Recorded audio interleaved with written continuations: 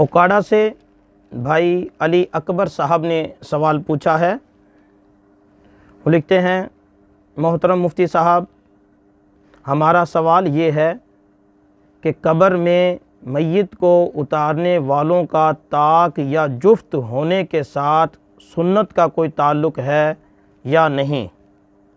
बाज़ लोग कहते हैं कि आप सल्लल्लाहु अलैहि वसल्लम के जसद अतहर को 3 सहाबा ने कब्र में उतारा था, इसलिए बिलखुसूस 3 का और बिलउमूम ताक अदद का होना सुन्नत है। आपसे दरियाफ़्त तलब बात यह है कि क्या ये बात दुरुस्त है?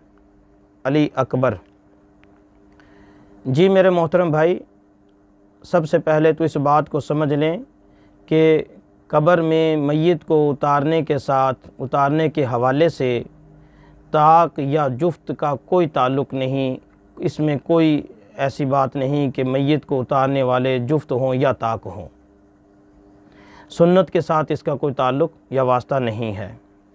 रही बात ये कि जो आपने लिखा कि नबी करीम सल्लल्लाहु अलैहि वसल्लम के जसद अतहर को 3 बंदों ने उतारा, तो ये बात भी दुरुस्त नहीं है। आप अलैहिस्सलाम को कब्र अतहर में उतारने वाले 4 शख्स थे, 4 सहाबा कराम थे।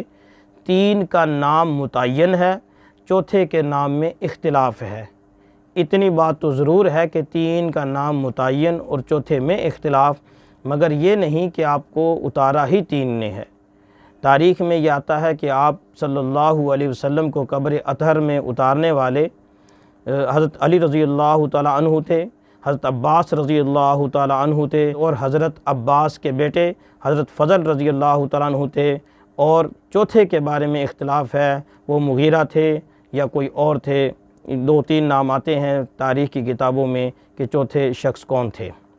बहरहाल आपको 4 अफराद ने, 4 सहाबा कराम रज़ियल्लाहु ताला अन्हुम ने कब्र में उतारा था, आपको उतारने वाले 3 नहीं थे। तो फिर मैं उसको दोबारा इस मसले की वजाहत कर देता हूँ कि मय्यत को कब्र में उतारने के हवाले से ताक के जुफ्त के साथ सुन्नत होने या ना होने का कोई ताल्लुक़ नहीं है। लिहाजा जैसे सहूलत हो सके, अगर 2 बंदे उतार सकते हैं तो 2 उतार लें, 3 की ज़रूरत है, 4 की ज़रूरत है, जितनी ज़रूरत है उतने लोगों का कब्र में उतारना बस सही है। इसमें सुन्नत होने या ना होने का कोई ताल्लुक़ या वास्ता नहीं है।